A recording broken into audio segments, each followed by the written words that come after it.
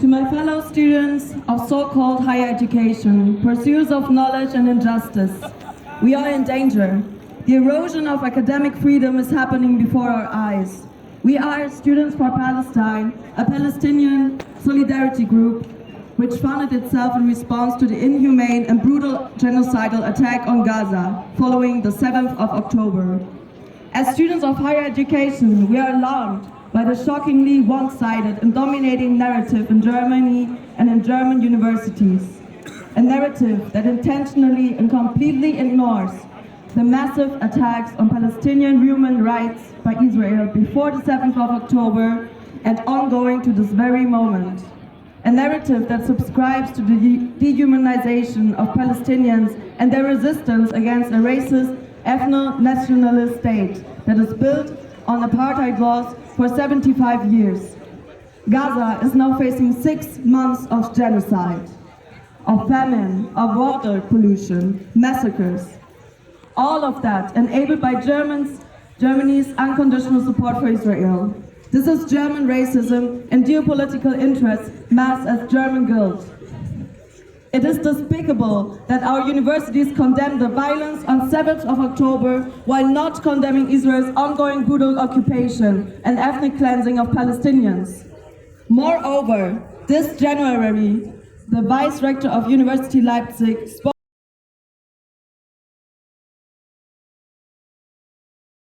institutional neutrality. They say they fight anti-Semitism, but they are nourishing anti-Semitism, racism, and fascism. We as students who oppose fascists and apartheid states are faced with not just attacks at protests, but at our universities. We are denied spaces, our voices are villainized, and our language is silenced. This is nothing new at universities, but has sharply increased following this October 7th. Countless cancellations of public, cultural, and informative events and lecture series.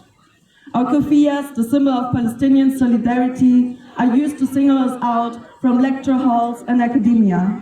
Everywhere we are shunned away, denied work, funding, and services.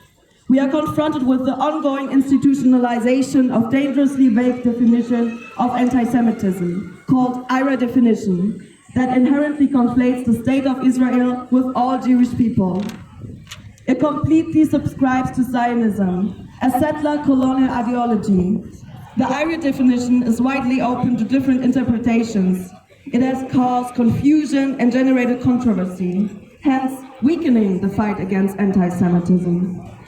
That's why we subscribe to the Jerusalem definition of anti-Semitism, which offers precise guidelines to spot and fight anti-Semitism while offering the much-needed space to criticize a state. The IHRA definition was adapted by many institutions in Germany, but now the intent to weaponize the IHRA definition nationwide is being discussed at the Berlin Senate as we speak. It will be used to shut down the discourse about violence of an ethno-national state, of the occupation, as well as past and current crimes against humanity committed by Israel. In tandem, representatives of AfD, CDU, and SPD are pushing for a new political expulsion laws at university.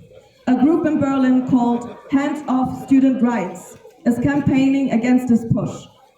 We quote from their press statement: "We recognize that these disciplinary regulations will affect us all, regardless of our political activities as students. From educational strikes to climate protests, event disruptions, and the public denouncement of right-wing or abusive professors, as well as solidarity with Palestine," end quote. This law, if enacted, is effectively opening the door for expulsions on a whim by an alarmingly non-transparent process. In the face of fascism being bolstered by all fractions of political power, similar repression and criminalization in Leipzig is expected. Shamefully, even Anna Gorski from the party Die Linke asked in the Saxony State Parliament to investigate anti-Zionist activism in Saxon universities, conflating this with anti-Semitism, justified by the IHRA definition.